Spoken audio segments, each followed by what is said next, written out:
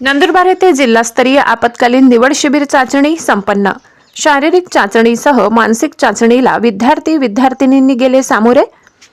क ब चौ उत्तर महाराष्ट्र विद्यापीठ जळगाव व श्री काकासाहेब हिरालाल मगनलाल चौधरी कला वाणिज्य आणि विज्ञान महाविद्यालय नंदुरबार यांच्या संयुक्त विद्यमाने राष्ट्रीय सेवा योजना विभाग राज्यस्तरीय चान्सलर ब्रिगेड आपत्ती व्यवस्थापन प्रशिक्षण शिबिराचे जिल्हा पातळीवरील चाचणी शिबिर आयोजित करण्यात आले।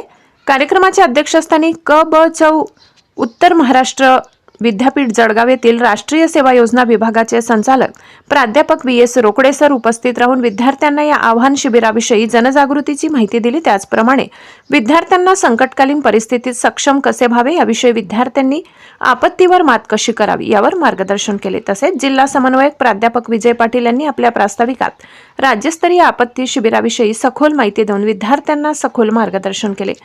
राष्ट्रीय सेवा योजना विभागातील समन्वयक डॉक्टर अमोल भुयार, जिल्हा आपत्ती व्यवस्थापन वसंतराव बोरसे, आपत्ती व्यवस्थापन संघ व्यवस्थापक डॉक्टर नितीन कुमार माडी, जिल्हा क्रीडा शिक्षक भुवेश चौधरी, महाविद्यालयाचे उपप्राचार्य प्राध्यापक डॉक्टर चंद्रकांत वाणी यांनी देखील विद्यार्थ्यांना माहिती देऊन आपत्तीतून विद्यार्थ्यांनी कशी मात करावी याविषयी जनजागृतीसाठी युवकांना प्रेरित केले।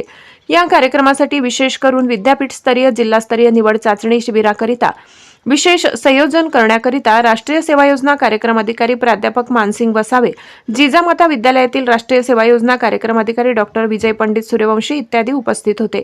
सदर कार्यक्रमाचे सूत्रसंचालन राष्ट्रीय सेवा योजना महिला कार्यक्रम अधिकारी रंजना नाईक यांनी केले। कार्यक्रमाचे आभार भूषण भारती यांनी मानले।